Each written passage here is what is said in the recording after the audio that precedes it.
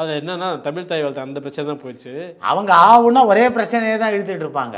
அவனா தமிழ் தாய் வாழ்த்து, தமிழ் தாய் வாழ்த்து, தமிழ் தாய் வாழ்த்து.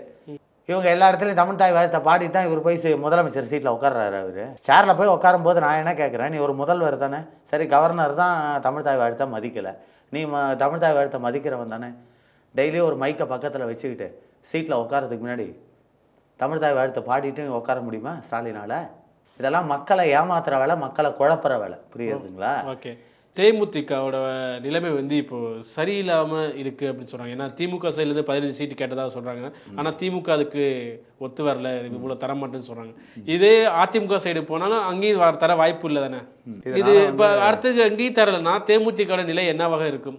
அதாவது வந்து அதிமுகவில் 14 சீட்டு 15 சீட்டெல்லாம் நடக்காத காரியம். ஏன்னா இப்போ வந்து பார்த்தீங்கன்னா பிஜேபி ஒரு 30 சீட்டு கேட்குது. ஆமாம். ஏடிஎம்கேல ஒரு 150 சீட்டாவது அவங்க நிற்பாங்க. 180 ஆச்சு. மீதி 44 தொகுதியில் வந்து அன்புமணி ராமதாஸுக்கு 16 சீட்டு ஏற்கனவே கன்ஃபார்ம் ஆகிடுச்சு. மீதி 28 சீட்டு இருக்குது. இப்போ 28 சீட்டில் வந்து ஜெகன்மூர்த்தியார் வந்து 3 சீட்டு கேட்குறாரு இந்த தடவை. சின்ன சின்ன கட்சி 2 3 அவங்க எல்லாம் கேட்பாங்க. ஸோ மீதி இருக்கிறது 20. அந்த 20ல் அதிமுக இன்னொரு 10 எக்ஸ்ட்ராவாக போட்டியிடுவாங்க. 10 கொடுப்பாங்க. 10 கொடுப்பாங்க. ஆனால் இப்போ தேமுதிகவோட பிரச்சனை சீட்டுக்கு இந்த எம்எல்ஏ சீட்டு கிடையாது. புரியுதுங்களா? போன எம்பி தேர்தலே நீங்கள் கேள்விப்பட்டிருப்பீங்க.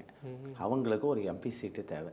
அவங்க பிள்ளைக்கோ இல்லை அவங்க தம்பிக்கு சுதீஷ்கோ ஒரு எம்பி சீட்டு தேவை. அதுதான் இப்போ அவங்களுடைய குறிக்கோள். அதான். ஆனால் இந்த தடவை அதிமுக அதுக்குள்ளே இன்னொரு 3-4 நாளில் அநேகமாக இது வந்து இப்போ 28ஆம் தேதி மோடி வர்றாரு.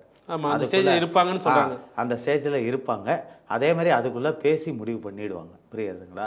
இப்போ இருக்கிற சிச்சுவேஷனுக்கு நான் தேமுதிகவுக்கு சொல்கிறது என்னன்னா, அதாவது விஜயகாந்த் அவர்கள் ஒரு மாபெரும் மனிதரை ஒரு சாதாரண ஒரு காமெடியனை வச்சு என்ன தண்ணியில் முழுகிற கேப்டன்னு சொல்லியே அவரை அசிங்கப்படுத்தியது யாருன்னா இந்த திராவிட மாடல்